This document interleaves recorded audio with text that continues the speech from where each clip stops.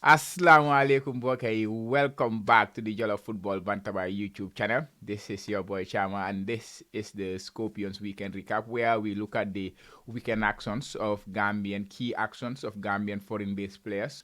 Gambian players are all over the world, which is nice to see. Now it's even more hard to, summarize the performance, the weekend performance of Gambian foreign-based players because a lot of them are doing well in their respective clubs. But we will do our best, like we always do, to try to sum up everything and the main ones, the key performances, and the main takeaways, and then we try to bring it for you guys as we always do. If you are new around here, please guys don't forget to like and also subscribe to the Jollof Football Bantabai YouTube channel. This is a channel that is centered around Gambian football. So without further ado, guys, let's get right into the discussions. Today we start, of course, in Bulgaria. Because there was a trophy won, there was a Super Cup won by Sonko Sonbak with his club Ludogorets. They played against CSK Sofia in the Bulgarian Super League. They have been they have been on break for a while, and they placed. It's strange that they play their Super Cup in the middle of the season, but yeah, every country and their own style. And Ludogorets came out on top in that one. They played the game. It ended 1-1 over 90 minutes. They went to penalty shootouts. Ludogorets won 4-2, which meant they have now won the Bulgarian Super Cup 7 times, and they won it against one of the big clubs in Bulgaria, that is CSK Sofia. Of course, Sonko with his club, he's like an ever-present guy and always playing in his preferred position, central defense. That was where he was playing.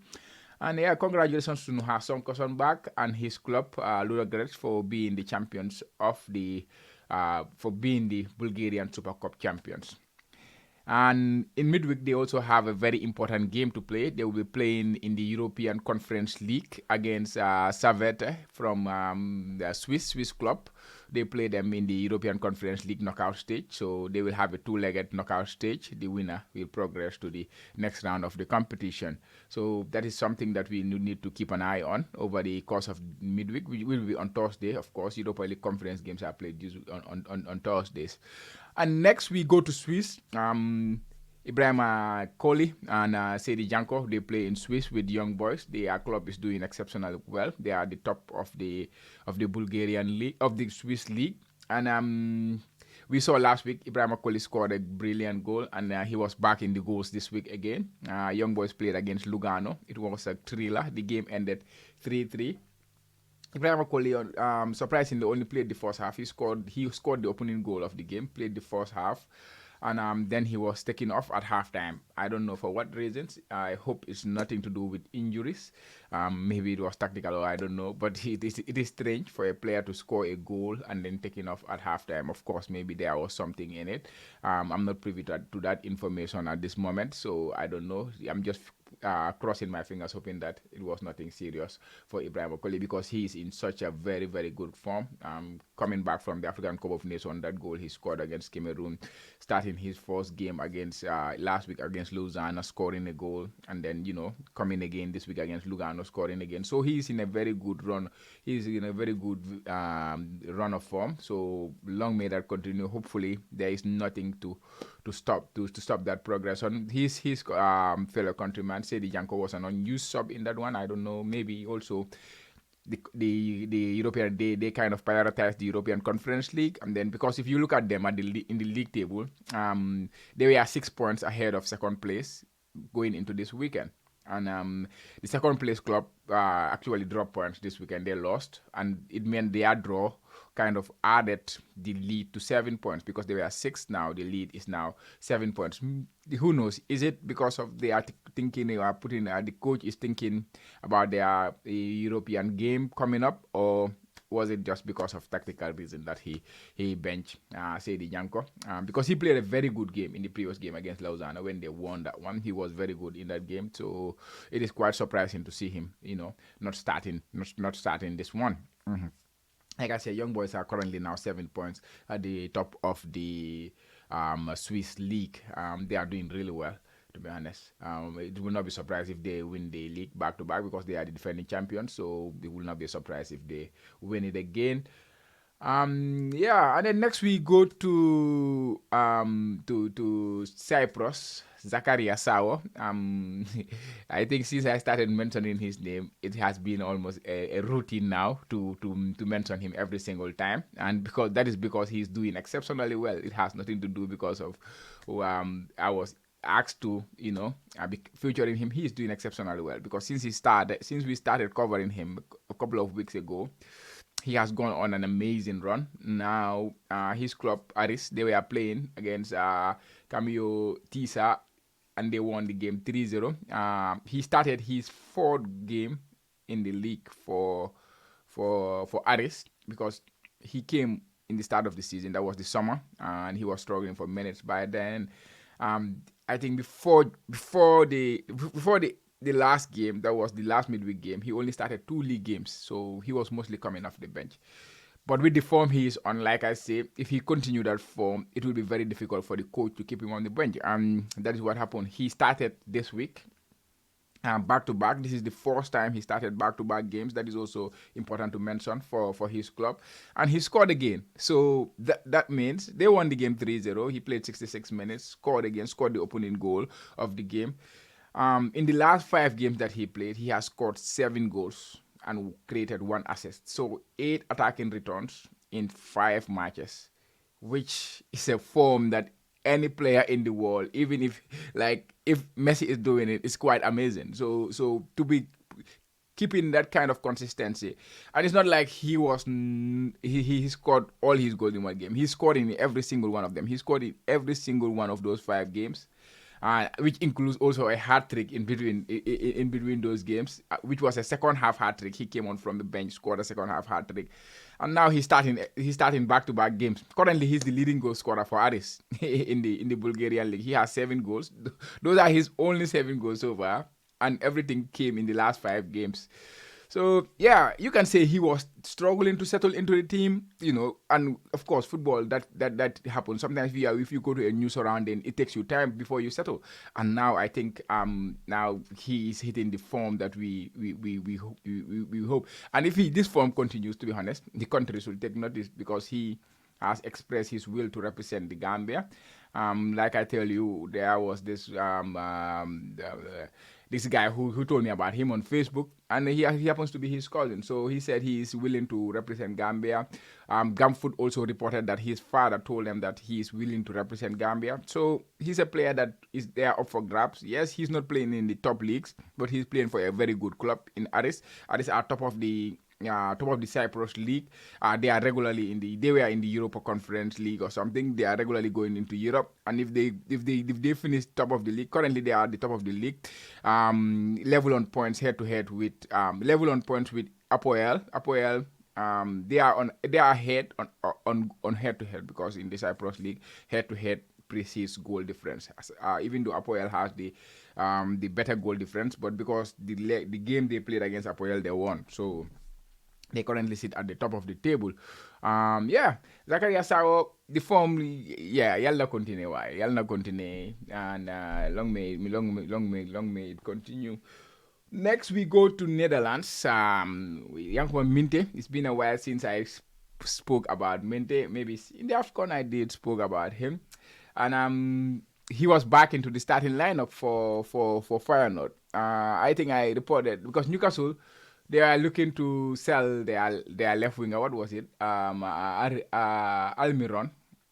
And then, of course, Newcastle have Yankuba Minteh in their books. There were talks that he might be, the coach had high regards for him. And the fact they were trying to, sell Almiron kind of gives you an indication that maybe Newcastle were considering to get him back. And I think at the tail end of the year, I was even talking about that because the Feyenoord coach was more relaxed about Yankuba Minteh in terms of starting him, even though he was in a very good form, but he was not playing him regularly. He was benching because that was also another indicator for me that Newcastle might want to get their player back, and then the coach will feel, if they are going to get the player back, what is the point of me relying on this player too much? But then Fortunately for Feyenoord, Yankuba Minteh stayed. The window is closed now, so he will end the season with them. He will complete his 1 year loan deal with them.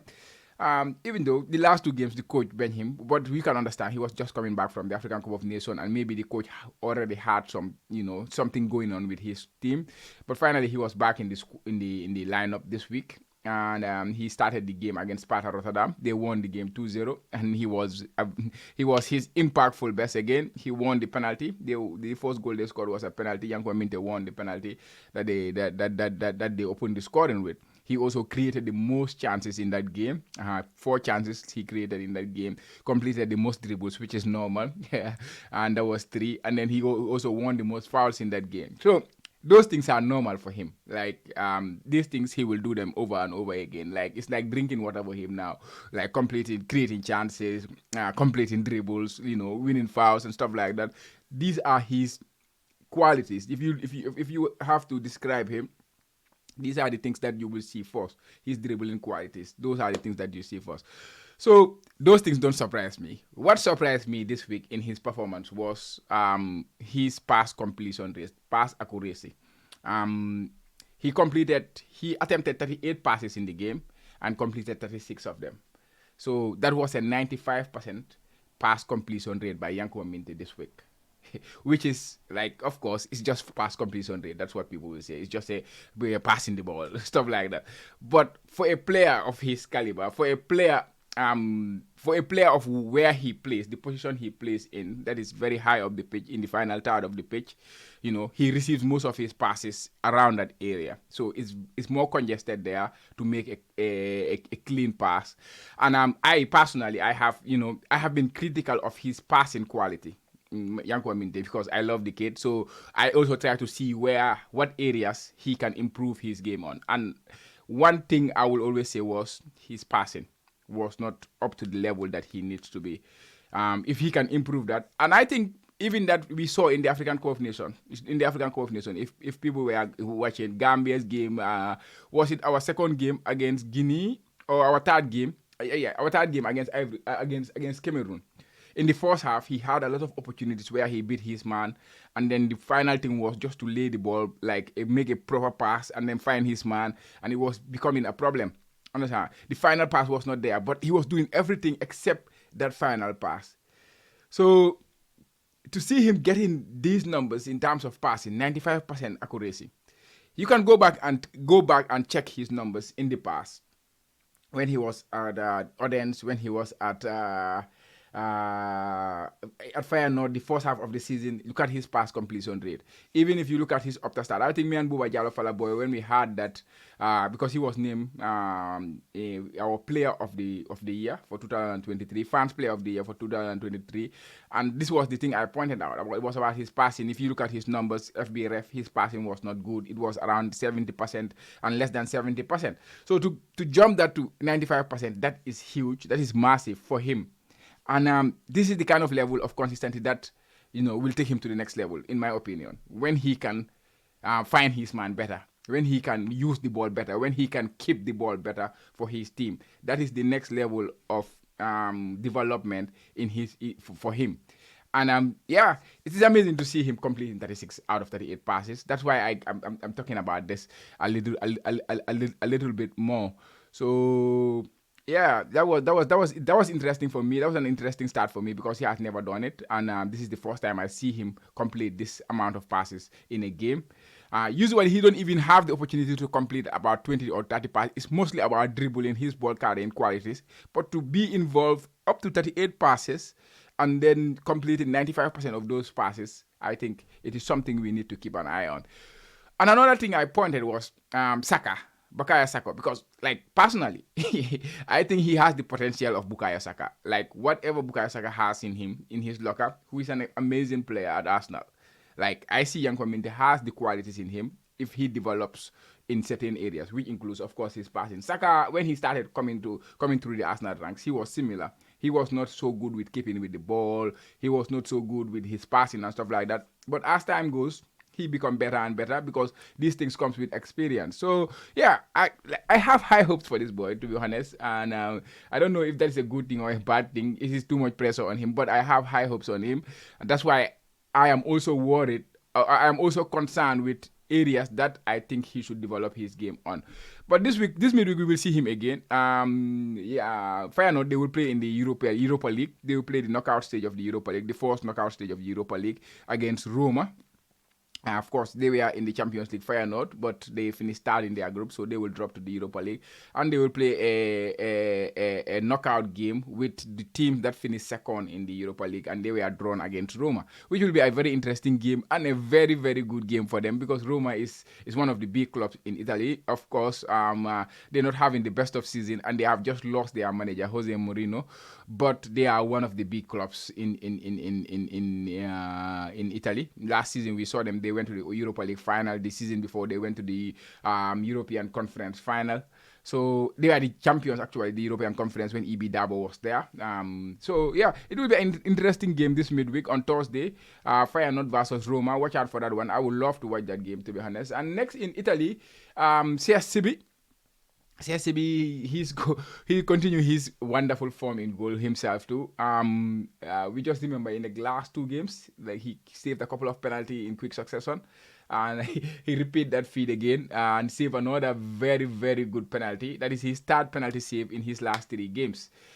And if you watch the highlights of that game, you can check on the YouTube, or you can, on Virtus or Italian Serie C YouTube channel, you can see the highlights of the game. He was in exceptionally good form. In the first half alone, he made some 5 very, very good saves in that game. Even though they lost the game 1-0, but his performance was very, very good. The goal he considered, he couldn't do much about that goal. His defenders, I think they should have done better because the opponents were passing the ball inside their 18-yard box, and there was nobody getting on the ball to block the shot and stuff like that. So it was a difficult shot to concede.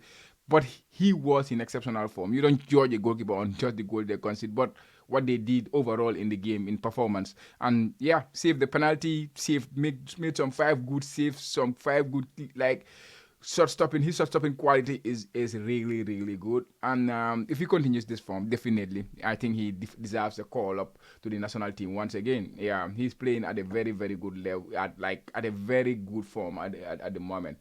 Next, staying in Italy, Ibrahima Dabo. He also made his debut, first start rather, for Sampdoria in Serie B. Unfortunately, they also lost that game, but he was in a very, very good form. He had a very, very good game. Next in Scotland, in the SPL, Adama Sidibe, the one with the amazing rise from 7th-tier English football to the Scottish League, which is amazing.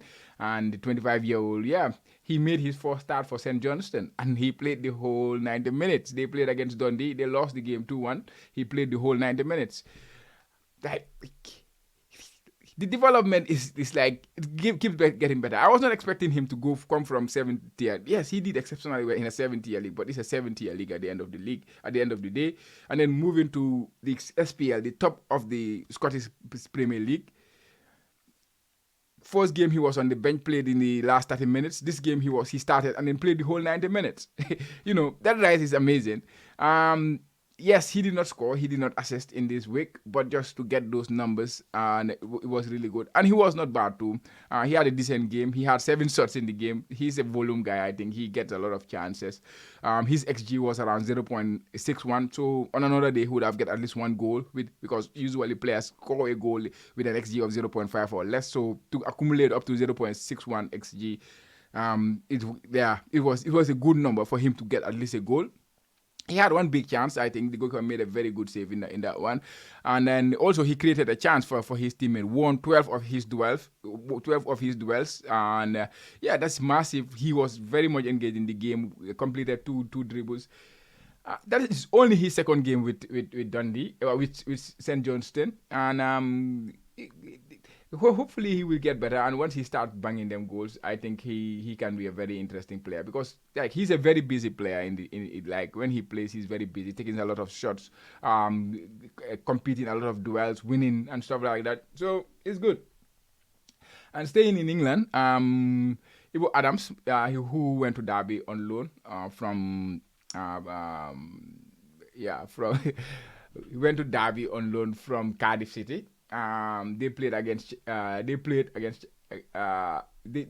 drew 1-1 this weekend. This weekend, who did they draw against?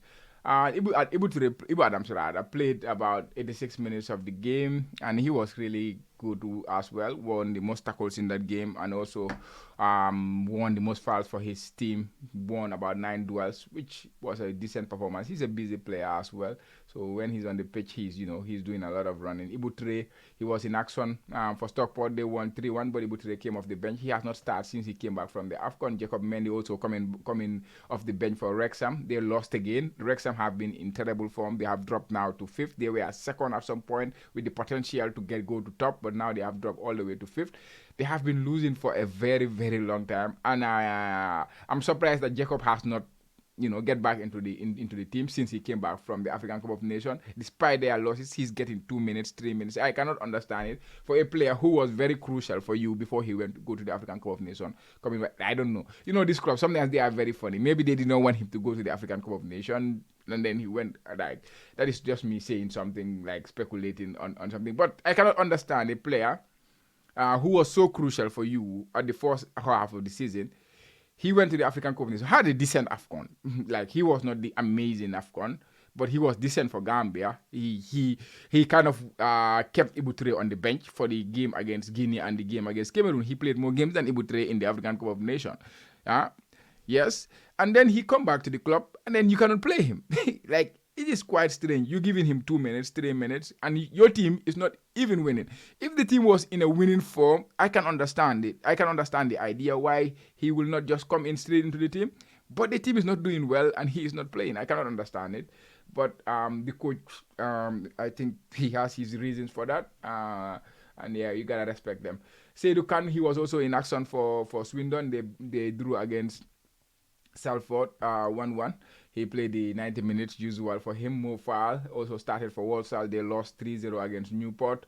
And then in Israel, Boubacar Tambedu started. He made his debut for Hapoel Tel Aviv, even though they lost the game against Hapoel Hadara 1-0.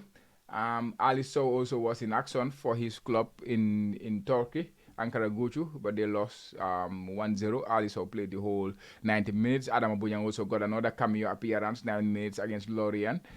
Stade de Reims, they lost that game. And finally, going to the lower leagues of France, Grenoble Foot, they played against Bordeaux. Bordeaux was at home. Bordeaux won the game 1-0. That was a big game for Gambia, I would say, because we know Grenoble Foot, we have Bambalai playing there, we have Sekou Touré playing there. And for Bordeaux, we have a Gambian player, a young Gambian player who made his debut in this game. That is Nfansu, the Brikama boyo. He represented Gambia at the under-17 level. He's quite an interesting player. I think he went to Bordeaux from Nigeria. But of course, he's a Gambian, 19-year-old. He has played for Bordeaux in the youth teams. He signed for them this year in the summer transfer window. Played for the youth teams a few games and scored a few goals there. He has 5 goals there. Made his senior professional debut this weekend against Grenoble, against his Gambian brothers, Sekou Touré and Bambalai. And of course, Lamin Jajo also plays for Grenoble, but we will talk about Lamin Jajo after. Nfansu Njai, 19 years, played 11 minutes, and these young players coming through, like every single week, you are hearing a player making a debut, you're hearing a player making things happen. It's interesting to see that there is a lot of Gambian talents out there. Yesterday we spoke about it on the Gambia Football Show. Like, we need to have a strategy on this. There's no two ways of it. Because I was listening to Star TV, and then I was listening to Bach. He was talking about if somebody knows a good player or something like that along those lines, just call Ibufai. But is that our strategy? Just call Ibufai because he's responsible for that? That should not be. We need to have a strategy on how to convince and how to sell the idea of representing Gambia to young players. Of course, players like Nfansu, he has been in the Gambia, he has played there, he represented Gambia at the under 17 level. These are different stories, of course, but they are also very important, and then you have to treat them with all due respect.